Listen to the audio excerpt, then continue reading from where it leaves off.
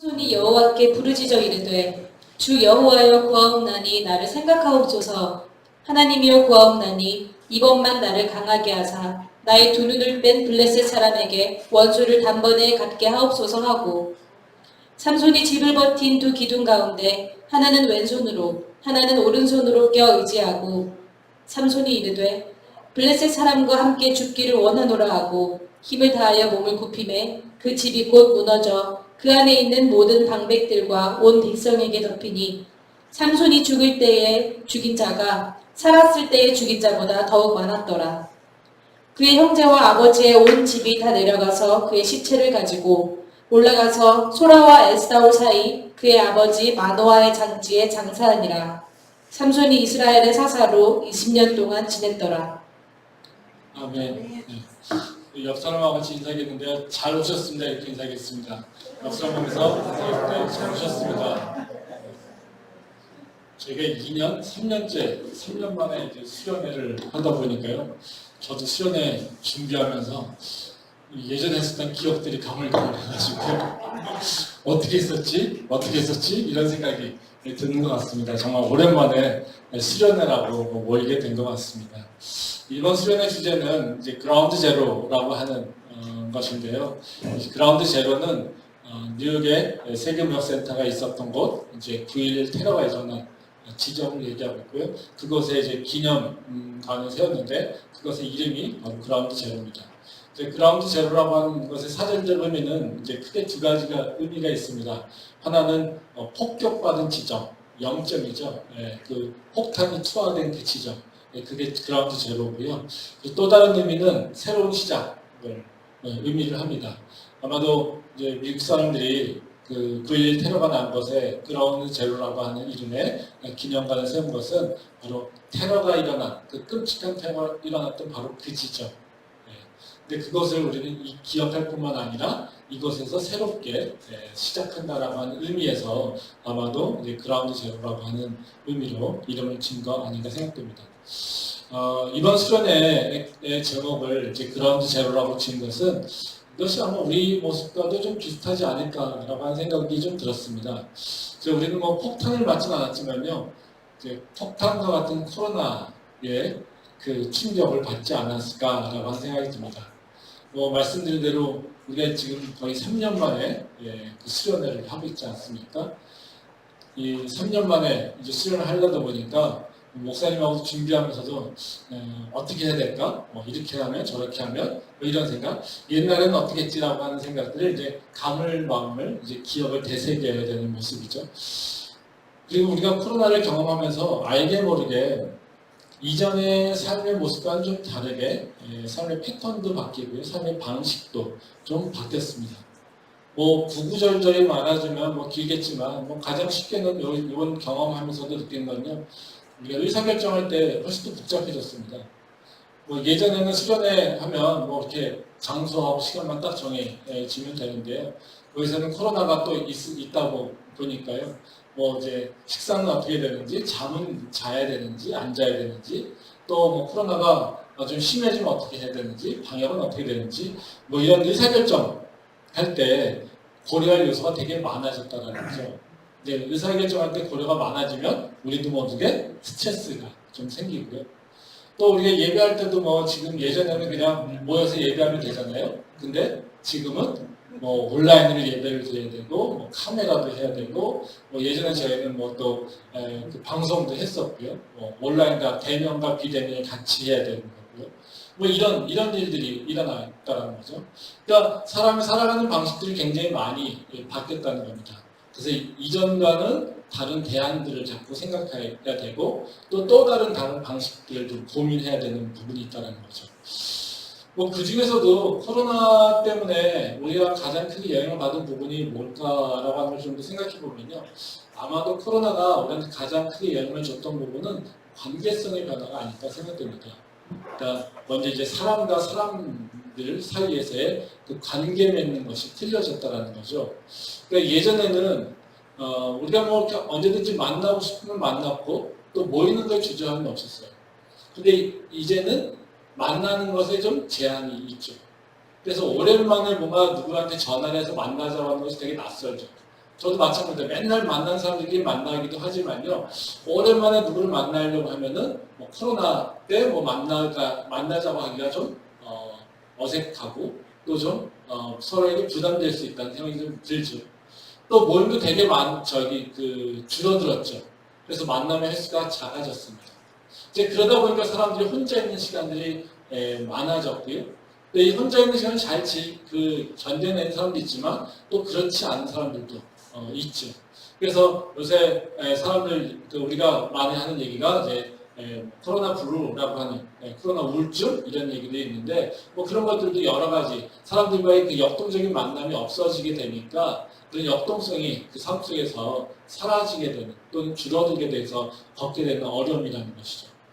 뭐 이런 그런 외로움 이런 문제뿐만 아니라 또 다른 거는 이제 사람이 만나는 방식도 바뀌었죠. 그러니까 예전에는 항상 이렇게 면대면이었어요. 그렇지 않습니까? 근데 이제는 면대면이 아니라 비대면이에요. 이제 비대면도 일을 할 때는 문제가 없겠지만요. 아직도 비대면일 때는 사람의 감정이나 또는 사람의 그 어떤 생각들이나 체취 같은 걸 느끼는 데 되게 어려운 부분이 좀 있습니다. 그래서 그렇게 만날 경우에는 서로 모해라고 하는 것들이 많이 생기게 되고요. 또 그걸 풀기 위해서도 노력해야 되는 부분도 있고요. 또 이제 사람을 만나기가 쉬워진 부분도 있죠. 그러니까 면대면 만나지 않고 비대면으로 만나도 되니까요. 더 많이 만나게, 비대면으로 내 만남이 더 많아지게 되죠. 또 이제 이게 재밌는 게 뭐냐면요. 이 사람이 한편에서 코로나 때문에 사람들을 못 만나서 외로움을 겪습니다. 근데 또 다른 하나는요. 비대면이 많아져서 스트레스 받습니다. 그러니까 비대면이 많아지니까 과잉 소통이 되고 과잉 연결이 되는 부분이 있다는 거죠. 그러니까 예전에는 얘기 안 해도 될 거를 밤중에라도 회의를 하게 되고요. 그렇죠? 밤중에라도 줌으로 회의를 하자라고 하는 모습들이 일어나고 있고요. 뭐 저도 마찬가지로 줌을 굉장히 많이 합니다. 그러니까 이게 어느 때든 줌이 가능하니까 줌으로 만나야 되는. 그러니까 숨을 곳이 별로 없죠. 더. 그러니까 이게는 어찌 보면 만남이라든가 이런 횟수가 더 많아지는, 그래서 일이 더 과중화되는 그런 경향도 있습니다. 그러니까 사람들이 다 코로나 때문에 오히려 한편에서는 외로움도 겪고 또 다른 한편에서는 사람들 관계 때문에 더 어려워지는 그런 모습들이 있다는 거죠. 이게 인간과 인간의 관계가 아마 코로나라고 하는 전염병 때문에 많이 영향을 받게 되는 거죠. 근데 이것은 인간과 인간의 관계뿐만이 아닙니다. 우리와 하나님의 관계도 사실 코로나에 의해서 영향을 받고 있습니다. 그러니까 우리가 이제 코로나라고 하는 것 때문에 이제 받게 된 변화가 뭐냐면요. 하나님을 섬기고 하나님을 만나는 방식들이 변화됐습니다. 그러니까 예전에는 예배를 하게 되면 어때요? 항상 그냥 교회에 나와서 예배 드리면 되는 거예요. 근데 이제는 비대면의 방식이라고 하는 게 생겼어요. 그래서 디지털 방식으로 이제 이 디지털 기기를 통해서 예배를 드리게 된다는 거죠. 그래서 예배에 대한 인식이 좀 바뀌었어요. 이제 예배에 대한 인식이 뭔가 이렇게 내가 단장을 하고 그리고 잘 준비해서 나가서 뭔가 사람들과 함께 예배를 드려야 되는데 그런 것이 아니라 그냥 내가 있는 곳에서 내가 편안한 방식으로 예배를 드리게 되는 어떤 거죠. 근데 이 뒷면에 더 중요한 건 뭐냐면요. 예배가 이제 개인화됐다는 겁니다. 그러니까 예전에는 항상 함께 나와서 예배를 했죠. 그러니까 내가 다른 사람과 함께 예배하고 또 그 속에서 뭔가 공동체의 교제라고 하는 것이 일어나면서 하나님을 함께 만난다라고 하는 개념이 있었어요. 근데 지금은 어떻습니까? 이제 나 편하면 된다는 거죠. 예배라고 하는 하나의 책무를 이제 실현하면 되는 겁니다. 그러니까 예전에는 이것이 나 혼자 뭔가 내 편한 방식으로 예배드리는 것 자체가 죄악시되고 또 아니면 잘못된 어떤 믿음의 형태로 이해돼서 하지 말아야 될 것들인데 이제는 할 수 있게 됐고 또 그렇게 해도 전혀 무방한 아무 문제가 없는 걸로 우리는 인식하게 됐다는 거죠. 그러니까 이제 하나님을 섬기는데도 뭐가 중요해질까요? 우리가 중요한 것이 아니라 내가 그냥 하나님한테 예배하면 돼. 내가 기도하면 돼. 내가 편안한 방식으로 하면 돼. 내가 좋은 시간에 하면 돼. 내가 원하는 곳에서 하면 돼. 이런 모습으로 바뀌어가게 됐다는 거죠. 또 이제 교회 안에서도 이제 개인화되는 것이 더 확장됐죠. 옛날에는 예배뿐만 아니라 다양한 뭐 공동체 모임이 있죠. 뭐 우리 교회 같은 셀 모임도 있었고요. 뭐 아니면 기도 모임도 있고요. 성경 공부 모임도 있고요. 뭐 그렇습니다. 근데 이제 코로나라고 하는 이름 때문에 이제 그런 모임들이 다 이렇게 축소되거나 없어지거나 그렇게 됐어요. 그러니까 이제 하나님을 만나는 방식이 예전에는 바로 그 대예배, 공예배라고 하는 것을 통해서 만났을 뿐만 아니라 바로 소그룹 모임을 통해서 하나님을 만나는, 하나님을 체험하는 일이 있었는데요. 이제는 그런 것들이 많이 줄어들었다는 거죠. 그러니까 우리가 쉽게 얘기하면 하나님과 나하고의 관계를 맺어가는 것이 가장 큰 길이 예배이고 또 그뿐만 아니라 이제 공동체들과의 관계 속에서 하나님을 만나는 것이 있었는데 이제는 이 공동체하고 만나는 것들이 없어지게 되고 개인화된 예배라고 하는 것 그것이 메인 채널로 되어버렸다는 겁니다. 그러니까 우리가 신앙에서도 이런 행태가 바뀌게 되면서요. 우리의 신앙의 모습도 생각이 바뀌게 되면서요. 우리도 모르게 사실 스트레스가 있습니다. 어떻게 해야 될지 모르고요. 누군가는 편하게 살고 있지만요. 또 누군가는 이게 맞을까? 라고 하는 생각도 들기도 하고요. 또 원하는 대로 성장되지 않는 것들도 경험하게 된다는 겁니다. 그러니까 사실 우리가 삶의 방식이 새로운 것들이 들어오게 되면 우리도 모르게요. 스트레스를 받습니다. 왜냐면 우리는 몸은 어때요? 예전의 방식이 익숙해져 있잖아요. 근데 예전에는 하면 안 돼 라고 하는 것도 있었어요. 근데 이제는 해도 돼 라고 하는 것들이 생겼다는 거죠. 그러면 이 변화된 것 속에서 우리는 마음과 몸이 따로 놀게 된다는 거죠. 그럼 마음속에서는 이래도 되나? 근데 할 수밖에 없어. 그래도 점점 익숙해져. 그러다 보니까 이게 진짜 되는 걸까? 라고 하는 마음들이 생기게 되면서 내가 하고 있는 일들에 대한 확신도 없어지게 되고 또 내가 하고 있는 일들 가운데 그 원래 목적들을 이루어가는 데 있어서 또 어려움도 겪는 게 사실이라는 거죠. 우리가 영적인 부분도 마찬가지입니다.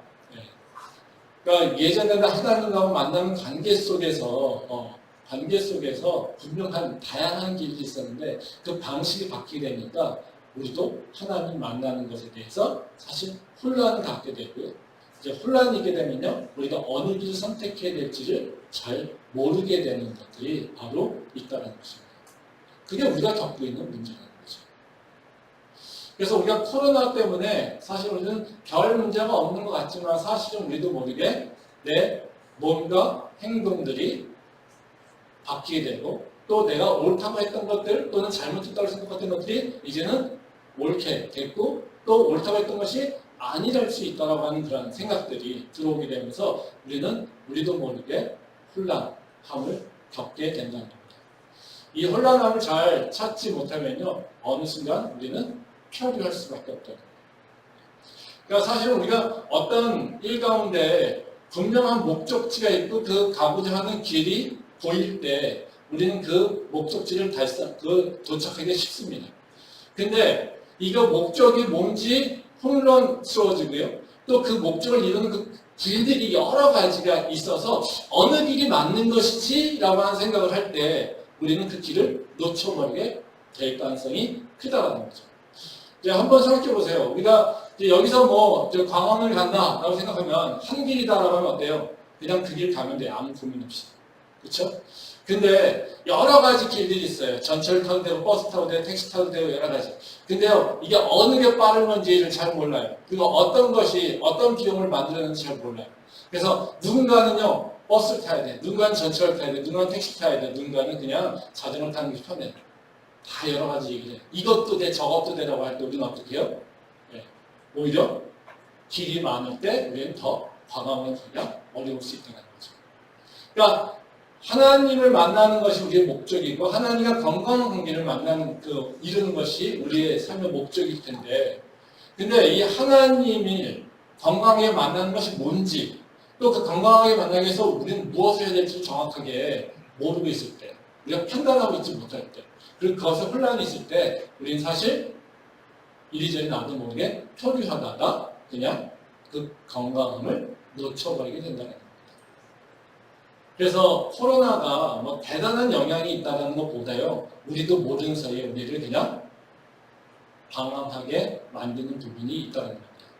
그래서 제가 오늘 이번 주제로 이제 그라운드 제로라고 했었던 부분이 뭐냐면요. 코로나 때문에 우리도 모르게 우리를 흔들고 있는 것들, 이런 것들을 우리가 좀 인식하죠. 그리고 우리가 가져야 될 그 길이 뭘까를 다시 한번 생각해보고 그 길을 다시 한번 집착해서 또는 붙잡고 가보자라고 하는 의미에서 이 코로나 이제 그라운드 제로라고 하는 제목으로 이제 수련을 하게 됐습니다. 그래서 오늘도 제가 오늘 첫 번째 시간인데요. 나누려고 하는 말씀은요. 이제 코로나 팬데믹이라고 하는 상황 가운데 우리가 경험하면서 몰랐었던 것들, 그리고 그 상황 가운데, 변화된 상황 가운데 우리가 하나님과 건강한 관계를 맺기 위해서는 우리가 무엇을 해야 될 것인가, 우리가 어떤 부분 다시 기억해야 될 것인가라고 하는 부분을 이제 좀 생각해 보려고 합니다. 물론 그것을 다 얘기할 수는 없지만요. 그냥 그 중에 가장 중요한 요소라고 하는 것을 뭔가를 한두 개 정도만 뽑아서 생각을 해보려고 합니다. 오늘 읽은 본문 말씀은요, 이제 다 아시다시피 이제 삼손에 대한 얘기였습니다. 삼손을 통해서 오늘 생각해 보려고 하는데요. 이제 삼손의 인생은 이건 다 아시다시피 어때요? 정말 드라마틱하죠. 그 삼손은 엄청난 능력이 있어서 블레셋을 쳐 죽이는 그런 힘 있는 장수 같은 그런 사람의 모습이기도 하고요. 또 어떤 경우에는요, 이 삼손은 완전히 세상을 좋아해서 세상과 여자를 너무 좋아해서 그거에 심취돼서 빠져들어가지고 완전히 타락하는 모습이 있고요. 또 마지막에는요, 이제 회개해가지고요, 그 자기 몸을 죽이면서까지 희생시키면서 블레셋을 쳐 죽이는 그런 일들을 하는 모습이 나온다는 거죠. 그래서 삼손의 모습은요, 성공도 했다가 완전히 나락으로 떨어졌다가 다시 또 뭔가 이렇게 제 루트를 찾아오게 되는 그런 모습들. 이게 드라마틱하게 일어나게 되는 스토리입니다. 그래서 이 삼손의 얘기는 우리가 교회 다니는 사람들만 아는 것뿐만 아니라 삼손과 딜라라고 하는 얘기는 교회 다니지 않는 사람들도 잘 알고 있는 내용입니다. 근데 삼손의 인생을 드라마틱하게 여러 사건들이 있지만 그 삼손의 인생을 전체적으로 평가한다면 어떨까요? 성공적인 인생을 살았던 걸까요? 아니면은 좀 부족한 인생이라고 평가할 수 있을까요? 사람마다 평가가 다를 수 있습니다. 근데 오늘 제가 읽는 성경 말씀을 통해서 보게 되면요, 저는 개인적으로 삼손이 성공적인 인생을 살았다고 얘기하기는 좀 어렵지 않을까라고 생각이 듭니다. 말씀 좀 보도록 하겠습니다. 사사기 16장 30절부터 31절 말씀입니다. 삼손이 이르되 블레셋 사람과 함께 죽기를 원하노라 하고 힘을 다하여 몸을 굽히매 그 집이 곧 무너져 그 안에 있는 모든 방백들과 온 백성에게 덮이니 삼손이 죽을 때에 죽인 자가 살았을 때에 죽인 자보다 더욱 많았더라. 그의 형제와 아버지의 온 집이 다 내려가서 그의 시체를 가지고 올라가서 소라와 에사올 사이 그의 아버지 마노아의 장지에 장사하니라. 삼손이 이스라엘의 사사로 20년 동안 지냈더라. 이 말씀은 이제 삼손 인생의 마지막 모습이면서 또 삼손을 평가하는 거죠. 이제 삼손의 그 30절 말씀에 보면요, 삼손이 마지막으로 죽는 모습을 그리고 있어요. 그리고 31절에는 삼손이 누구였는지를 보여주고 있습니다. 근데 이제 31절에 보면요, 삼손을 어떻게 얘기하고 있냐면요, 20년 동안 사사로 살았다 이렇게 얘기하고 있어요. 그러니까 삼손의 인생의 전체 흐르는 건 뭡니까? 사사라고 하는 거예요. 그 직분 또는 그 사명이라는 거죠. 그러니까 이 사사라고 하는 사명을 가지고 20년이라고 하는 것을 이 땅에 살았다를 얘기하고 있어요. 근데 이제 그 30절에는 그럼 삼손이 어떻게 살았느냐를 간단하게 얘기하고 있죠. 이제 마지막에 막 죽을 힘을 다해서 블레셋을 쳐묻히려고 하는 얘기가 나옵니다. 근데 어떻게 해요? 마지막 죽을 때 뭐라고 얘기합니까? 그 전에 블레셋을 쳐 죽인 숫자보다 훨씬 더 많았다라는 거죠. 그렇죠? 그렇다면 뭐예요? 그냥 쉽게 생각하면요, 20년을 쪼갠다면 1년부터 19년까지 삼손의 인생, 아마 마지막 1년의 인생 이렇게 나눌 수 있지 않을까요? 근데 이게 이런 표현을 좀 하겠지만 그 삼손이 그 만드는 성과를 여기서 보게 되면 블레셋을 증거한 얘기. 그런 얘기겠죠. 근데 1년부터 19년 동안 블레셋에 대응해서 싸웠던 그 공적과 마지막 1년 또는 마지막 그 순간, 자기의 죽음의 순간에 했었던 그 공적. 이게 봤을 때 어떤 게 크다는 겁니까? 마지막 순간이 크다는 거죠. 그러면 이 말은 두 가지로 표현할 수 있겠죠. 어떤 부분에서는 끝까지 열심히 싸웠으라고 얘기할 수 있겠지만요. 또 한편은 어떻습니까? 1년부터 19년까지는 사실 그렇게 성과가 있는 인생을 살지 못했다는 겁니다. 그러니까 어떤 것이 최대한인지는 모르겠지만 그 인생에서 많은 시간을 사사로서의 역할을 온전하게 감당하지 못했고요. 그 사사로서 해야 될 일들을 적절하게 또는 합당하게 하지 못한 인생이 바로 삼손의 대부분의 인생이었다는 것을 우리가 알 수 있다는 것이죠. 그래서 이 표현을 보게 되면요, 우리가 삼손이라고 하는 것을 그냥 총평적으로 보게 되면 대단한 성공을 한 인생은 아니라고 우리가 평가할 수도 있지 않을까 생각이 됩니다. 그러면 삼손의 인생은 뭐예요? 성공하는 순간도 있었어요. 하지만 실패하는 순간도 있었어요. 마지막은 어쩌면 성공하는 순간이었겠죠. 근데 많은 순간은요, 당황하며 실패하는 시간이 있었던 거죠. 그러면 성공하는 순간에 삼손의 모습이 있었을 것이고요. 그리고 실패할 때에 삼손의 모습이 있었을 거라는 겁니다. 그래서 그걸 통해서 우리가 살아가야 될 때 하나님하고 어떤 관계가 있어야 되는지 이 부분을 오늘 좀 생각해 보려고 합니다. 그래서 오늘 우리가 직면한 상황을 고려해서 같이 삼손을 통해서 교훈을 좀 생각해 보려고 합니다. 우리가 이제 그 첫 번째로 우리가 고민해야 될 것은 뭐냐면요. 우리가 환경이 변할 때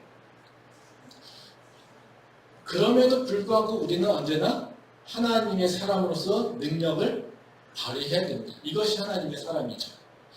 그러면 우리가 세상의 환경이 막 바뀌고 있어도 우리는 해야 될 일, 우리가 가져야 될 모습들은 우리가 맺어야 될 열매는 변함이 없다는 것이죠. 그런 능력의 사람으로 살기 위해서는 우리가 뭘 해야 될까라는 겁니다. 삼손의 인생을 통해서 보게 되면요, 삼손이 잘 나갈 때 모습이 뭐였냐면 하나님의 자녀로 구별됨이 드러날 때 그 삼손의 인생은 잘 됐다는 거예요. 즉 우리가 하나님의 백성이야 또는 예수 그리스도의 제자야 라고 하는 우리의 정체성, 우리의 그 구별됨이 내 삶 속에서 드러날 때 나에게 능력이 있고 힘이 있고 내가 하나님께서 기뻐하신 열매를 맺을 수 있게 된다는 겁니다.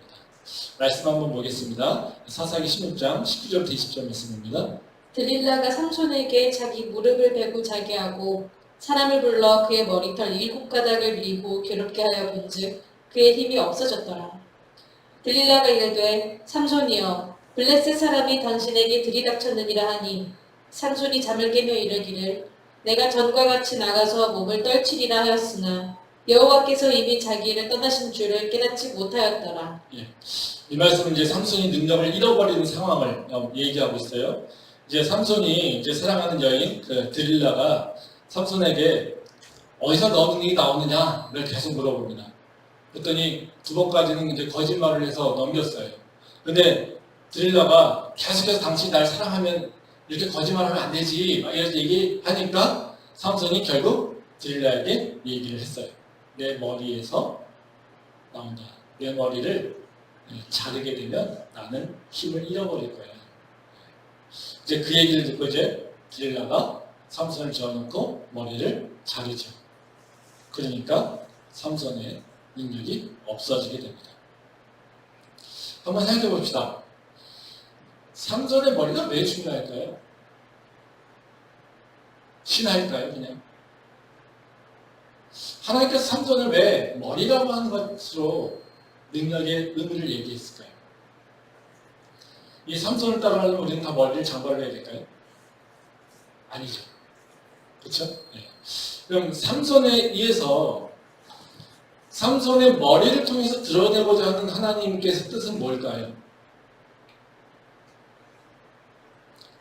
하나님의 선택받은 백성이라고 하는 것을 우리가 기억하고 살라는 겁니다. 그러니까 삼손의 머리는요, 그냥 능력을 드러내는 것을 얘기하는 것이 아니라요, 내가 너를 구별한 내 백성이야 라고 하는 것을 네가 기억하는 것이 바로 머리에다가 삭도를 대지 않는 거라는 겁니다. 말씀 더 보겠는데요. 사사기 13장 5절 말씀입니다. 보라, 네가 임신하여 아들을 낳으리니 그의 머리 위에 삭도를 대지 말라. 이 아이는 태에서 나음으로부터 하나님께 바쳐진 나실인이 됨이라. 그가 블레셋 사람의 손에서 이스라엘을 구원하기 시작하리라 하시니. 여기 보면 이게 삼손의 어머니에게 하나님의 사자가 얘기하고 있는 거죠. 그러니까 뭐라고 합니까? 네가 아들을 낳을 텐데 그의 머리에 삭도를 대지 마. 이겁니다. 그리고 그가 어떻게 해요? 블레셋 사람의 손에서 이스라엘을 구원할 그 사사가 될 거야. 이렇게 얘기하고 있는 거예요. 지금 다시 말하면 뭐예요? 삼손이 사사로 구별받았어요. 이것의 징표가 뭡니까? 머리를 기르는 거였어요. 그러니까 머리에다가 삭도를 대지 않는 거라는 거예요. 이건 다시 말하면 어떤 거냐면요, 아담과 하와에게 너가 아덴 동산의 모든 건 다 먹을 수 있어. 근데 건드리지 말아야 될 것이 있어. 선악과는 건드리지 마. 이거예요. 그러니까 이건 하나님과 아담이 선악과라고 하는 걸 통해서 계약 또는 약속을 한 거죠. 그리고 아담은 언제 안전합니까? 언제 하나님의 백성으로 살아갈 수 있습니까? 선악과를 건들지 않는 것. 이것이 지켜질 때, 그때 바로 아담은 에덴에서 건강하게 또 살 수 있는 것이죠.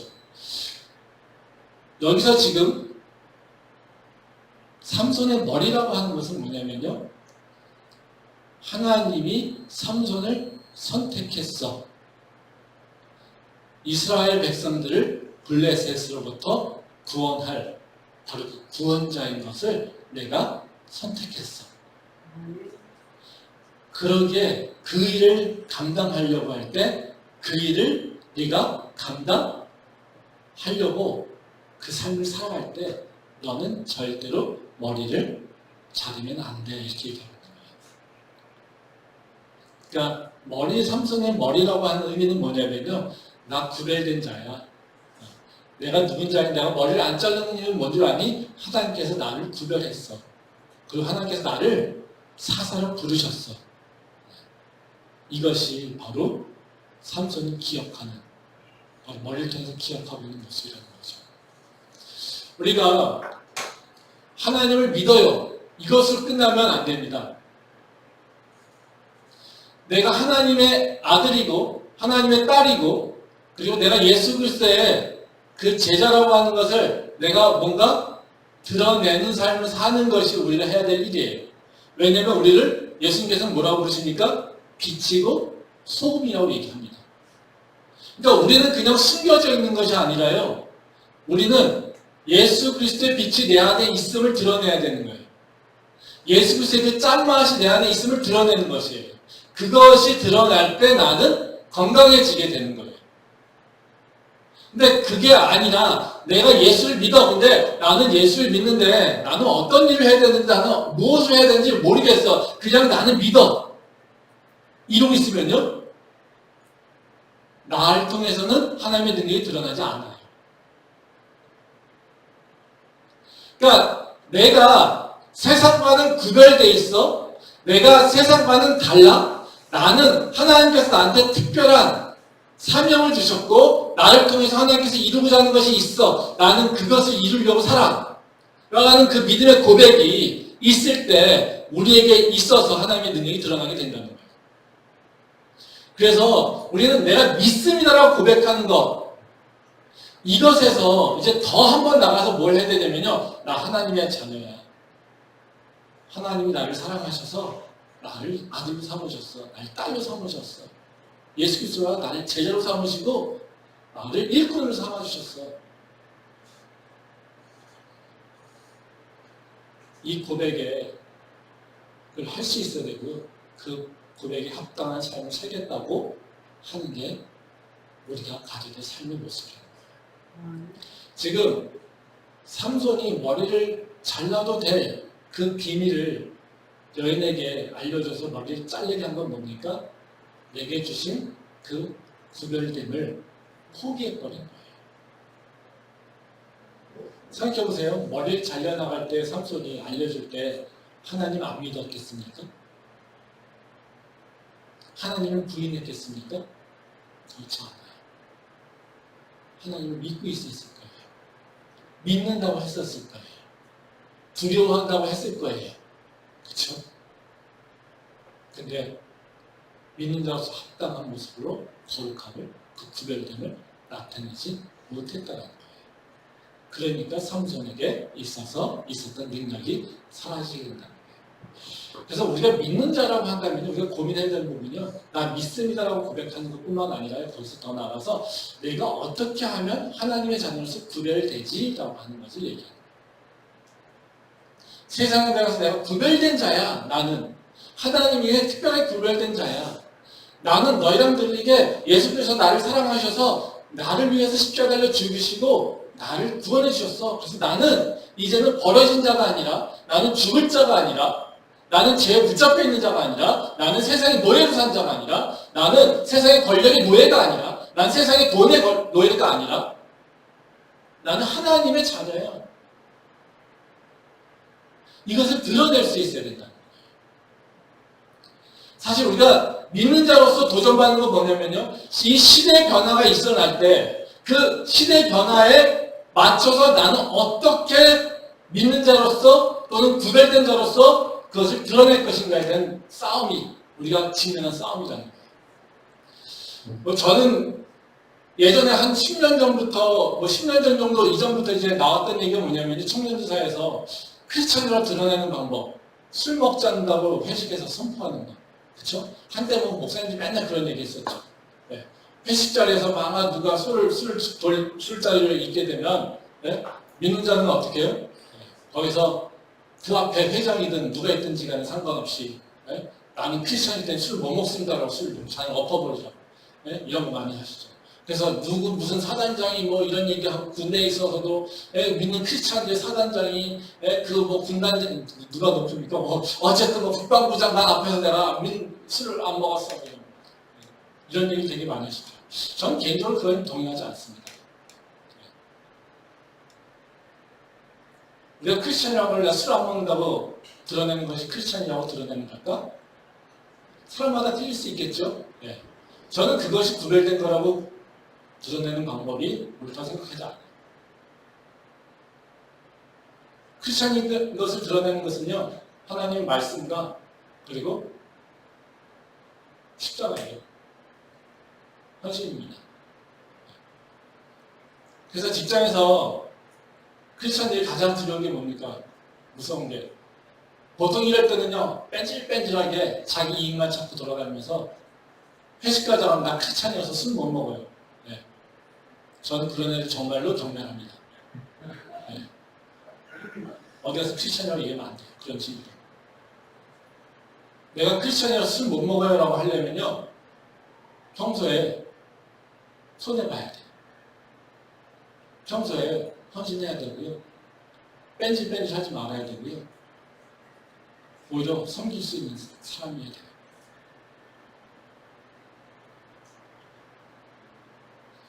우리가 시대가 바뀌면서요, 내가 크리스찬이야 라고 하는 것을 드러낼 수 있는 방법들, 그러는 방법들이 세상 사람들이 인정할 수 있는 방법이 무엇인가를 고민해야 되는 게 저는 이 시대에 크리스찬들이 해야 될 일이라고 생각해요. 그냥 세상에 무슨 상관을 하든지 간에 내 방식대로 드러내는 것이 아니라요, 하나님 말씀에 합당한 모습으로 내가 드러내야 된다는 거죠. 그리고 십자가와 함께 십자가와 부합되는 모습으로 해야지 된다는 겁니다. 저는 코로나를 지내면서 우리 크리스찬들이 드러내야 될, 내가 하나님의 백성이야 라고 하는 것을 드러낼 수 있는 구별된 것, 여러 가지 방법이 있겠지만요, 한 가지 꼽는다면요, 세상 사람과 다르게요, 이제는 함께 또는 서로라고 하는 개념을 내 가슴 속에 심는 거예요. 그것을 드러내는 거예요. 왜? 세상의 풍조가요, 코로나를 지나면서요, 개인주의가 더 심해졌기 때문이었습니다. 크리스천들은요, 세상의 방식을 따라 살아가는 것이 아니라요, 우리는 하나님이 우리가 알려주신 방법을 따라 살아가는 거예요. 그래서 세상의 풍조가 바뀌어도요, 우리는 항상 어떻게 해요? 하나님 말씀에 든 거예요. 근데 세상의 풍조는 어디로 갈까요? 하나님 말씀과 반대로 가는 게 세상의 풍조예요. 그러니까 세상의 풍조와 반대로 가는 것이 우리는 하나님의 말씀을 드러내는 하나의 방법이고요. 내가 크리스천이야라고 하는 것을 드러내는 방법이라는 거예요. 즉 세상 사람들이 다 내가 중요해, 내 것이 중요해, 나라고 하는 것이 중요해라고 하는 것을 외치고 있을 때 나 혼자 해도 좋고 내게 이익만 있으면 되고 나는 다른 사람하고 신경 안 써도 돼, 나한테만 좋으면 돼 라고 하는 것을 외칠 때 야, 그렇게 사는 거 아니야? 우리 함께 살아야 돼. 야, 그렇게 사는 거 아니야? 난 너랑 함께 갈 거야. 우리 서로 이해하자 라고 하는 것을 얘기하고 그것에 가치를 줄 수 있는 사람이 바로 우리가 예수를 믿는 자의 모습으로 구별된 자의 모습이라는 것이죠. 말씀 한번 보겠습니다. 요한복음 15장 16절부터 19절 말씀입니다. 너희가 나를 택한 것이 아니요 내가 너희를 택하여 세웠나니 이는 너희로 가서 열매를 맺게 하고 또 너희 열매가 항상 있게 하여 내 이름으로 아버지께 무엇을 구하든지 다 받게 하려 함이라. 내가 이것을 너희에게 명함은 너희로 서로 사랑하게 하려 함이라. 세상이 너희를 미워하면 너희보다 먼저 나를 미워한 줄을 알라.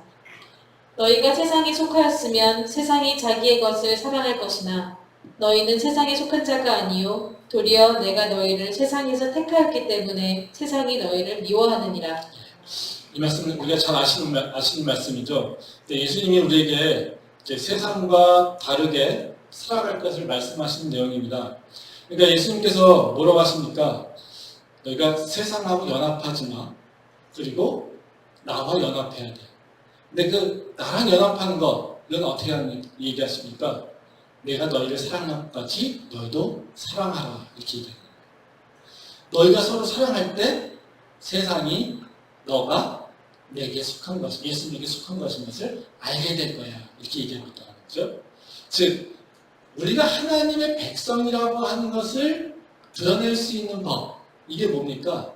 서로 사랑하는 것, 그 모습에서 드러낸다는 거예요. 이게 정말 어렵죠. 어찌 보면요, 아까 얘기했듯이 세상 사람들 다 술 먹는데 나 술 안 먹어.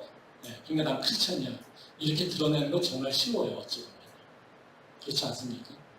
근데 예수님 뭐라고 하세요? 그거보다 더 어려운 서로 사랑해. 이것은 무슨 얘기냐면요, 너는 항상 너와 함께 할 사람이 있다고 하는 것을 기억하고 살아야 됩니다. 생각해보세요. 나 혼자 살면 나는 어떻게 해요? 서로 사랑할 수 있는 방법이 없어요. 그러면 내가 예수님에 속한 것을 드러낼 수 있는 방법이 없어요. 그렇지 않습니까? 근데 예수님은 우리 인생이 어떤 거예요? 너는 혼자 살 수가 없어. 너는 항상 누군가 함께 살아야 돼. 근데 그때 너는 서로 함께 너희가 사랑할 수 있을 때 이것을 얘기하고 있다는 거죠. 코로나가 교회 공동체를 위협하고 있는 것이 뭐겠습니까? 저는 여러 가지가 있을 수 있겠지만 개인 하나라고 생각합니다. 이제 코로나로 인해서 이제 확산된 것은 개인주의죠. 그래서 우리가 예배하고 있는 것, 함께 예배하고 있는 것에 대한 가치가 점점 줄어들고 있어요. 함께 예배하고 함께 기도하고 하는 것 별로 중요하지 않아요. 지금 뭐가 가장 중요합니까? 남이 어찌됐든 상관없이 나만 은혜 받으면 돼. 다른 놈이 어떤지 상관없이 나만 축복받으면 돼. 그렇죠? 다른 애가 어떻든지 간에 내가 말씀 깨우치면 돼. 내가 예배 드리면서 내가 만족하면 돼. 내가 설교 드리면서 내가 만족하면 돼. 그렇죠? 이게 지금의 교회의 모습이죠. 우리 교회만 얘기하고 있는 게 아닙니다. 네. 다 예배는 뭐요? 하나님의 영광이 아니라 내가 만족하기 위해서 예배를 드려요. 그래서 요새 부흥하는 게 어떻습니까? 극장식 예배 드리지 않습니까? 극장식 예배드립니다. 물론 저는 구도자 예배를 드릴 때 극장식 예배 나쁘다고 보진 않아요. 예. 그러니까 지금의 열린 예배 형태죠. 예. 구도자 예배는 나쁘지 않습니다. 근데 그것이 정체가 다 그렇게 돼버린 건 문제인 거죠. 하나님께 예배 드리는 것이 아니라 나의 만족과 나의 위로와 내게 마음에 뭔가 새로운 위로를 받기 위해서 예배 드리는 것이 문제라는 거죠. 그게 뭐요? 나만 좋으면 돼. 이것 때 이것에 의한 거죠. 그러니까 교회가 자꾸 예배가 바뀌어갑니다. 뭐 우리 교회도 뭐 두말할 필요 없습니다. 그것에 그 풍조를 따라가지 않다고 얘기할 수 없어요. 그러니까 우리가 직면하고 있는 문제가 개인주의 또는 개인화되고 있다는 하는 거예요. 이것을 우리가 좀 인식할 필요가 있다는 거예요. 이런 얘기하면 그런 생각이 들지 않습니까? 아, 목사님, 코로나가 있는 전염병, 뭐 이런 거 있는 상태에서 뭐 개인화되는 건 당연한 거 아닐까요? 그 전염병의 위험이 있는데 무조건 모이려고 막 하는 게 문제가 있지 않습니까? 떨어져 있어야죠. 사회적 거리 두고 있어야죠. 맞아요. 틀리지 않습니다. 근데요, 우리가 교회 다니는 사람은 어떻습니까? 우리를 어떻게 봅니까? 물리적인, 육체적인 관점만 봅니까? 아니죠. 우리는요, 육체적 관점뿐만 아니라 영적인 관점을 봐요. 그러니까 우리가 육체적으로는 떨어질 수 있어요. 네. 근데요, 영적으로는 떨어져서는 안 되는 것이죠. 그러니까 지금 개인화되고 있는 것들, 개인주의화되고 있는 것들의 문제는 뭐냐면요, 우리가 물리적으로 떨어진 것의 문제가 아니에요. 그러니까 우리가 세상에서 물리적으로 떨어져 있는 것의 문제가 내가 영적인 것까지 들어오니까 문제라는 거죠. 그러니까 우리가 영이 건강해서 영적으로 연합하는 것, 이것이 있을 때 이게 물리적으로 떨어진 것을 극복하면 돼요. 사도 바울이 항상 편지 쓸 때 뭐라고 합니까? 내가 너희가 떨어져 있지만 내가 너희와 함께 있어. 내가 너희를 항상 기억하고 기도하고 있어. 이거예요. 그쵸? 네. 그러니까 우리가 전염병이 있는 상태에서 그냥 무식하게 우리는 무조건 모이려고 해서 다 모여서 그냥 팀 튀기면서 얘기하는 거, 이것 꼭 맞는 거 아니에요. 네. 거기에 묶여서 육체에 의해서 영적으로 헤어져 있으니까 문제가 되는 것이죠. 영과 육은요, 서로 이렇게 엮여져 있어서요, 서로 영향을 받습니다. 육이 세면요, 육이 강하게 되면 육이 영을 침범해서 육의 물이 영으로 들어와요. 근데 영이 강건하면요, 영적인 강건함이 육체의 장애물을 극복할 수가 있어요. 근데 이것이 구분되어 있지 않으면요, 우리는요, 육이 가는 대로 영이 따라서 흘러가게 된다는 것이 문제라는 거죠. 이제 코로나에 있어서 문제는 뭡니까? 육이 헤어질 수밖에 없어요. 떨어져 있을 수밖에 없어요. 그럼 뭘 더 경각심을 갖고 있어야 될까요? 육체가 떨어져 있음에 따라서 우리는요, 영적으로 분리될 수 있다라고 하는, 영적으로 서로 분리될 수 있다는 사실을 우리는 자각해야 된다는 거예요. 그래서 오히려 육체의 분리 가운데 영적인 연합을 위해서 우리는 무엇을 해야 될까 고민해야 되는 것이 바로 우리가 교회가 해야 될 일이라는 거예요. 근데 그렇지 않고 그냥 이것을 구분하지 못하고 코로나 때문에 어쩔 수 없어, 다 떨어질 수밖에 없어, 다 분리될 수밖에 없어 라고 하는 것은 세상 사람들의 모습, 즉 육으로만 구성되어 있는 인간을 봤을 때 그 모습을 얘기하는 거고요. 우리는요, 그것이 아니라 영적인 것을 연합을 통해서 육을 통제할 수 있는 방법을 찾아야 된다는 거죠.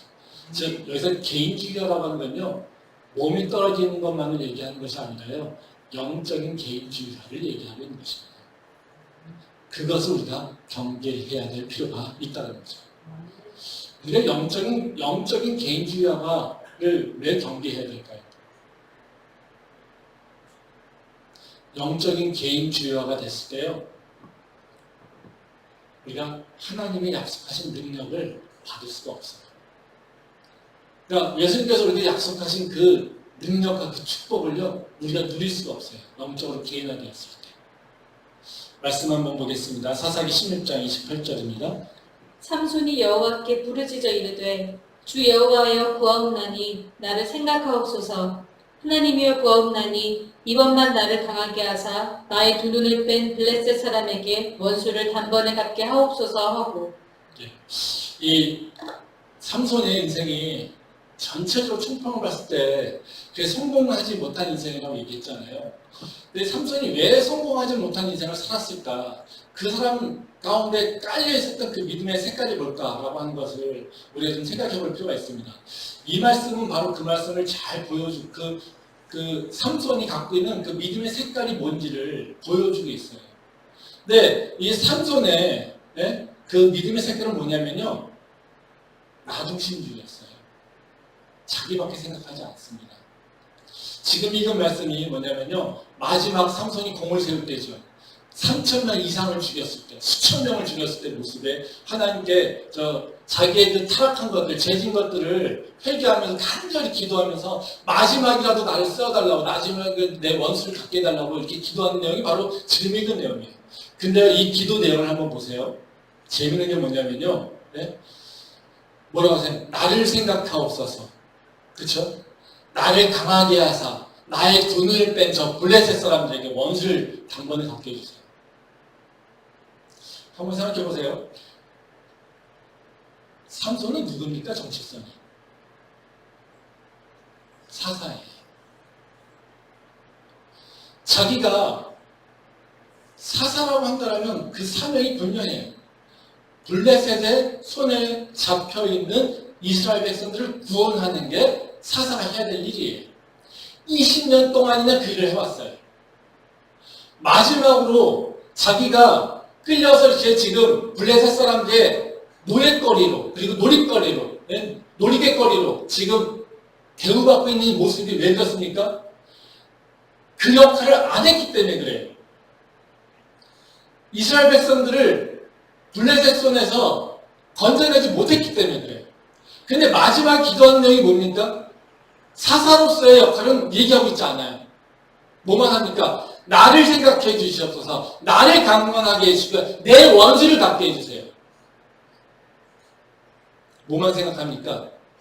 나만 생각하겠습니다.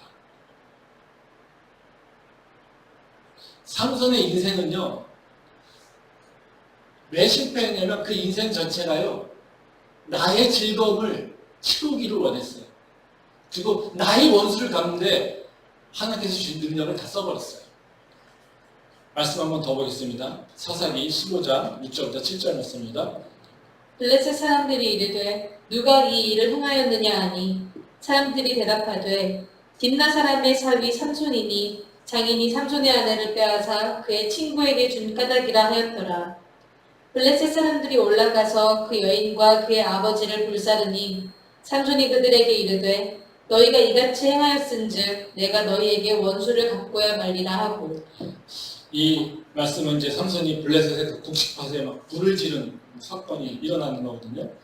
근데 이 일이 일어난 이유는 뭐냐면요, 이것도 개인적 원수예요.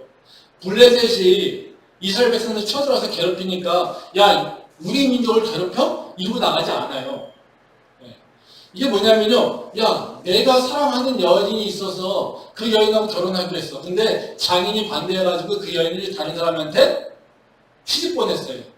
이게 열받아가지고요, 내가 그래도 되지 하면서 블레셋에 있는 모든 밭을 다 불지른 거예요. 뭐 때문에요? 내가 열받아서. 이것 때문에 이스라엘 백성들은요, 블레셋에서 더 고통을 당합니다. 그래서 블레셋이 쳐들어와서 이스라엘 백성들한테 삼손이 내놔. 그러니까 이스라엘 백성들이 삼손을 묶어가지고 결박해서 블레셋에 보내줍니다. 그러니까 사사가 뭐예요? 이스라엘 백성들을 구원할 자인데요, 지금 삼손은 뭐 하고 있습니까? 자기의 만족, 자기의 원하는 것을 얻기 위해서 또 자기가 보복해야 될 그 원수를 갚으려고 일을 해요. 그 결과가 어떻게 해요? 자기가 보호해야 될 이스라엘 백성들이 더 고통을 당하게 돼 있어요. 이게 반복돼서 일어나고 있다는 거예요. 이 대표적으로 반대되는 인물이 뭡니까? 다윗이죠. 골리앗과 싸울 때 뭐라고 합니까? 저 골리앗이 나한테 모욕을 줬어요. 저 골리앗아, 하나님이여, 저 골리앗이 나를 모욕하고 있는 저 놈을 내가 쳐 죽이게 해주세요. 이렇게 기도합니까? 아니요. 하나님의 백성을 욕되게 하는 놈이 누구냐? 하나님의 백성을 무시하는 놈이 누구냐? 민족단을 생각합니다. 다윗은요. 완전히 다른 얘기죠. 완전히 다른 얘기입니다. 삼손은 처음부터 사살하고 구별돼서 태어난 자고요.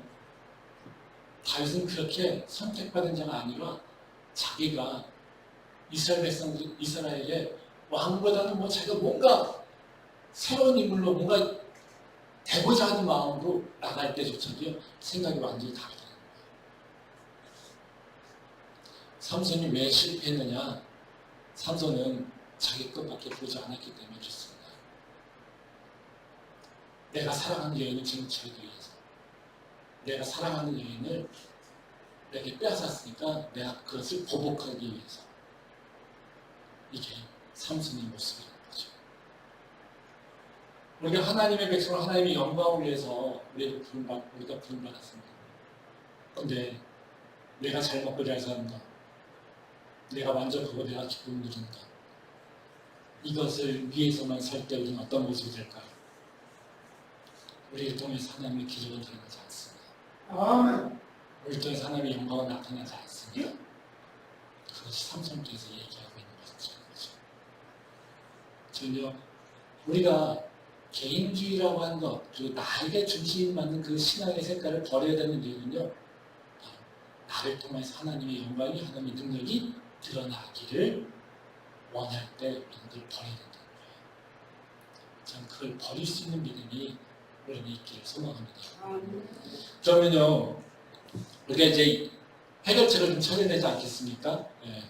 우리가 이제 개인주의에 빠지지 않고 이제 하나님의 능력의 사람을 살아가기 위해서 우리가 해야 될 일이 있습니다. 뭐 많은 얘기가 있을 수 있겠지만요, 오늘 이제 딱 두 가지만 간단하게 생각을 좀 해보도록 하겠습니다. 이제 하나는 뭐냐면요, 우리가 세상적 풍조가 뭔지를 인식하고 살아야 돼요. 그러니까 우리가 하나님의 백성으로 살아야 될 길이 있고요, 세상의 풍조가 있어요. 그럼 우리는 아무 생각 없이 살아가는 것이 아니라요, 세상의 풍조가 어떻게 흘러가고 있고 그 풍조가 나를 어떻게 공격해 올 것이다 라고 하는 것을 깨우치고 있어야 된다는 거죠. 그게 첫 번째 우리가 해야 될 일이에요. 말씀 한번 보겠습니다. 아까 읽었던 말씀인데요, 사사기 16장 19절부터 20절 말씀입니다. 들릴라가 삼손에게 자기 무릎을 베고 자게 하고 사람을 불러 그의 머리털 7가닥을 밀고 괴롭게 하여 본즉 그의 힘이 없어졌더라. 들릴라가 이르되 삼손이여, 블레셋 사람이 당신에게 들이닥쳤느니라 하니, 삼손이 잠을 깨며 이르기를 내가 전과 같이 나가서 몸을 떨치리라 하였으나 여호와께서 이미 자기를 떠나신 줄을 깨닫지 못하였더라. 이 말씀은 이제 삼손이 능력을 잃어버리는 그 순간을 얘기하고 있어요. 근데 참 성경이 잘 쓰여진 게 뭐냐면 이런 모습이에요. 되게 묘사를 잘하고 있죠. 여기서는 구체적으로 삼손이 어떤 마음인지, 어떤 모습인지 잘 보여주진 않아요. 근데 삼손의 상태를 잘 드러내는 모습이 여기 나옵니다. 뭐냐면요, 삼손이 드릴라의 무릎을 베고 자고 있다는 거예요. 이게 무슨 의미일까요? 드릴라의 품에서 기쁨과 평안을 누리냐고, 그게 드릴라의 품인지를, 누구의 품인지 몰랐다는 거예요. 한번 생각해보세요. 드릴라 지금 어떻게 하고 있습니까? 수도 없이 삼손을 죽이려고 해요. 야, 네 힘이 어디서 나와? 네? 가르쳐주면요, 블레셋 불러다가 그렇게 해요. 그러면 또 삼손이 능력으로 그걸 이겨내요. 그런 일들 계속 반복해요. 그럼 드릴라가 누구든지 알겠죠. 누구예요? 삼손을 잡아먹으려고 하는 존재예요.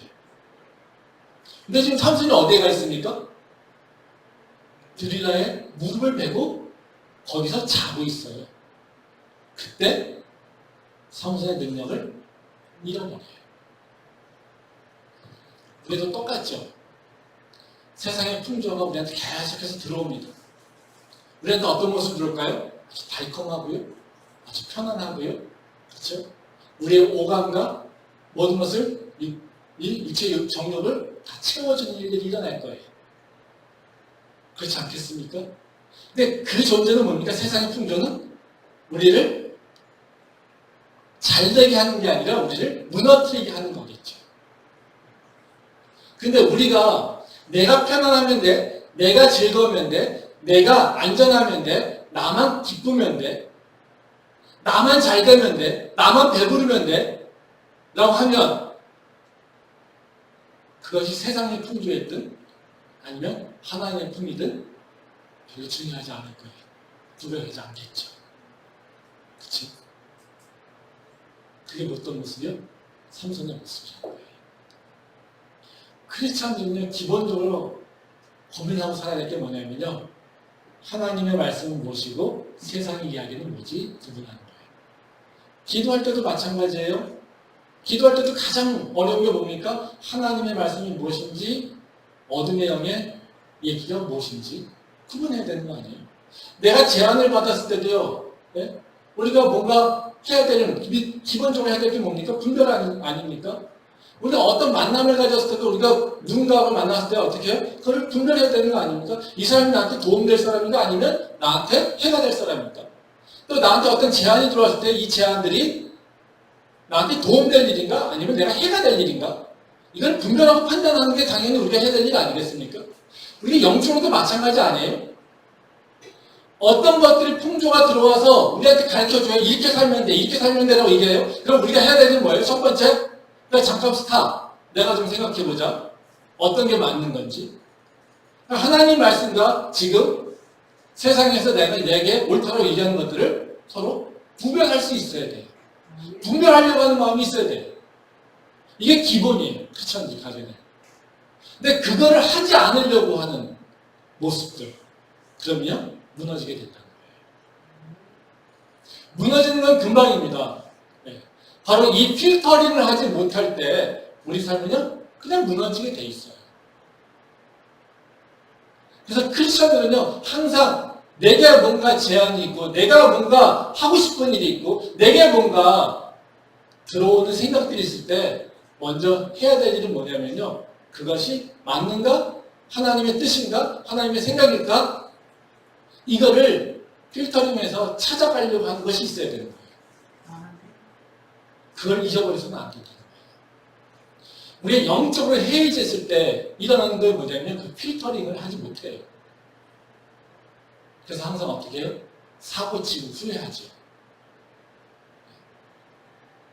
삼손과 같은 모습입니다. 드릴라의 품에서 그 무릎을 베고 아무 생각 없이 편안히 자고 있어요. 그 결과가 뭡니까? 눈이 빠졌고요. 블레셋 사람들의 놀잇거리가 됐고요. 종이 됐습니다. 우리도요, 그 모습으로 떨어질 수 있어요. 이게 하나님께서 우리에게 주시는 정보의 말씀이에요. 아멘. 그래서 우리는 분별하려고 해야 되는 거예요. 그래서 깨어서 분별할 수 있는 지혜가 있기를 소망합니다. 두 번째로 우리가 해야 되는 건 뭐냐면요, 개인 주제에 빠지지 않기 위해서는요, 함께 기도하는 연습을 자꾸 해야 돼요. 노력. 나 혼자의 개인 기도 시간도 중요해요. 그렇지만요, 함께 기도하려고 하는 그 노력이 있어야지 되는 거예요. 그때 우리가 성령으로 무장될 수 있습니다. 말씀 보도록 하겠습니다. 마태복음 18장 19절부터 20절 말씀입니다. 진실로 다시 너희에게 이르노니 너희 중에 두 사람이 땅에서 합심하여 무엇이든지 구하면 하늘에 계신 내 아버지께서 그들을 위하여 이루게 하시리라. 두세 사람이 내 이름으로 모인 곳에는 나도 그들 중에 있느니라. 네, 이 말씀은 예수님이 약속하신 말씀이잖아요. 너희가 기도할 때 내가 응답할게. 이 차원을 넘어서죠. 네, 뭐라고 해요? 두세 사람이 내 이름으로 모인 곳에 나도 그들 중에 있으리라. 그러니까 너희가 두세 사람이 모여서 예수님의 이름으로 기도하면 내가 너희 안에 함께 있을 것이고 너희가 너희의 기도에 응답할 것이야. 이런 얘기예요. 근데 이거는 이거는 잘 해석을 하셔야 됩니다. 이 얘기만 하면 개인 기도가 의미가 없을까요? 다 두세 사람만 기도해야 될까요? 아니에요. 예. 그러니까 우리가 개인 기도 충분히 해야 돼요. 예. 근데 개인 기도뿐만이 아니라 사실 공동체라고 하는 건 혼자 기도하는 것만이 아니라 함께 기도하는 것이 필요한 거죠. 예. 그러니까 합심된다는 것이 중요한 거예요. 여기 이 말씀은 뭐냐면 우리가 함께 기도하는 것이 그 장애가 뭡니까? 저놈이 싫어 이거예요. 그렇죠? 교회 안에서 어떻게 모든 사람을 다 사랑해요. 그렇죠? 그거 되지 않아요. 우리가 예수님도 이 나쁜 놈아 그렇게 얘기하는데 우리가 어떻게 해요? 모든 사람을 어떻게 다 예? 나는 널 사랑해. 나는 너를 사랑해. 이거 안 돼요. 네. 그러면요, 내가 싫으면 같이 기도 안 할까요? 아니야. 이 말씀은 뭐냐면요, 네가 그 상대가 싫든 좋든 그가 너에게 잘못을 했든 하지 않았든 상관없이 그들하고 연합해서 기도할 수 있어야 돼 이거예요. 이 문맥은요, 앞뒤로 보게 되면 용서와 관련된 주제입니다. 그래서 우리가 함께 기도하는 것의 의미가 뭐냐면요, 우리가 하나님 안에 한 형제 자매라고 한다면 그 누구와 상관없이 함께 기도할 수 있어야 돼요. 이게 내가 누가 좋든 누가 싫든 이것에 상관없이요, 내가 함께. 왜 그럴까요? 하나님의 나라는요, 누구를 위한 것이 아니라요, 우리 모두를 위한 것이고요. 그리고 하나님의 나라는요, 나 혼자 건설해 가는 것이 아니라요, 우리와 함께 건설해 가는 거예요. 예수 그리스도의 몸된 교회는요, 한 사람이 이루어가는 것이 아니라요, 모든 성도가 하나로 합친돼서 연합함을 이루어가는 게 교회예요. 그러니까 그 연합함이 없을 때는 어떻게 해요?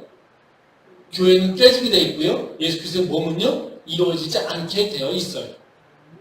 근데 우리가 연합할 때 어떤 일이 일어날까요? 우리가 마음으로 동의되지 않아요. 마음으로 공감할 수 없어요. 그렇지만 그가 내 안의 공동체의 같은 일원이라고 하는 것, 그리고 나와 같이 예수 그리스도의 하나의 몸의 지체라고 하는 그 사실을 인정할 때 우리가 어떻게 해요?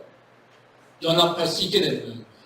그것이 하나님의 나라를 이루어가는 첫 번째 답이라는 거예요. 그래서 예수님께서는 두세 사람이 기도할 때 내가 함께 임한다는 거죠. 즉 성령이 임한다는 것을 얘기하고 있어요. 이 모습이 성경의 증거로 또 기록되어 있습니다. 말씀 보겠습니다. 사도행전 1장 14절부터 15절 말씀입니다. 여자들과 예수의 어머니 마리아와 예수의 아우들과 더불어 마음을 같이하여 오로지 기도에 힘쓰더라. 모인 무리의 수가 약 120명이나 되더라. 그때에 베드로가 그 형제들 가운데 일어서서 이르되, 이 말씀이 이제 사도행전 1장에 나오는 얘기예요. 상황이 어떤 얘기, 그 2장에는 어떤 얘기가 나오냐면 오순절 성령 강림이 나옵니다. 1장에 나오는 얘기가 지금 예수님이 승천하셨어요. 그 나머지 제자들이 이제 예수님이 승천하셨으니까 어떻게 해요? 지금 이 땅에 홀로 남아있는 거죠. 그러니까 다 어때요? 근데 예수님이 십자가와 부활을 경험하면서 제자들은 어때요? 기분 좋았을까요? 기쁨만 있었을까요? 아니죠. 네. 다 상처들이 있었어요. 유다라고 하는 그 오랜 세월 같이 있었던 그 12제자 유다가 배신해서 예수님을 팔아버렸어요. 그렇죠? 그래서 그 12라고 하는 제자가 이가 빠졌어요. 베드로, 마태형 어때요? 3번 부인해서요, 낯이 없어요. 그렇죠? 내가 예수님을 믿어 온전하게 자랑할 수도 없어요. 야, 믿음이 이래야 돼 라고 얘기할 수도 없어요. 그렇죠? 도마 어때요? 못 믿는다고 내가 만져봐야지 내가 믿지 이러고 있어요. 나머지 제자들이요, 길에서 만나는데요, 예수님이 누군지 알아보지도 못했어요. 예수님이 십자가에 돌아가시고 부활하시는 그 제자들은요, 어떤 마음일까요? 이제 우리의 선생님이 이제 승천하셔서 나는 정말로 이 땅에서 정말 죽음을 걱정하지 않고 내가 자신있게 살 수 있어, 이런 생각이었을까요? 야, 우리는 모두가 다 같이 예수 그리스도의 제자야, 우리는 하나야, 우리가 뭔가 힘을 합치면 뭐든지 다 할 수 있어, 이런 마음이었을까요? 전혀 그렇지 않아요. 다 어떤 모습이었습니까? 야, 우리 선생님 없지? 야, 세상 보니까 우리 다 죽이려고 해. 그래서 마가다락방에 숨어 있어요. 그래서 숨어서 한 마음을 막 했을까요? 아니요. 서로 어떤 말일까요? 저거 세 번 부인한 놈. 저거 예수님 만났는데 알아보지도 못한 놈. 저놈 내 손가락으로 만져봐야지 내가 믿지. 이러고 외쳤던 놈. 저놈 예수님 할 때 예수님 그 산수에도 없었어. 예수님 부활한 거 보지도 못했어. 도망가 버렸어. 저놈은 예수님 먼저 만났다고 내가 예수님을 가장 사랑한 자예요. 이러고 있었던 놈. 만찬장에서 옷 벗고 도망간 놈. 다 서로 그러고 있었겠죠. 그러다가 이제 14절부터 확인이 바뀝니다. 뭐라고 합니까? 여자들과 예수의 어머니와 마리아와 예수의 아우들과 더불어 마음을 같이하여 기도하기 시작했다는 거예요. 그때 무슨 일이 일어납니까? 베드로가 일어났어요. 아무리 여기도 없는 자가 일어났어요. 그리고요, 유다 대신에 입 빠진 제자 하나를 세웁니다. 그렇죠? 그리고 우리가 이래서는 안 되지라고 새롭게 힘을 내자라고 나갑니다. 그 2장에서 바로 무슨 일이에요? 오순절 성령 강림이 일어나게 된다는 거예요. 서로 반목하고요, 신뢰하지 못하고요, 서로 인정하지 못하는 존재들, 그 나눠져 있는 제자들 사이에 그 어느 순간 우리가 함께 기도해야지라고 하는 생각으로 기도하는 게 시작하는 일이 벌어졌어요. 그때 입 빠졌던 것들이 채워졌고요. 그리고 용기 없어서 숨어있던 자가 일어나서요, 새로운 얘기를 시작했고요. 그 자들이 용기를 내어서 길에 나갔고요.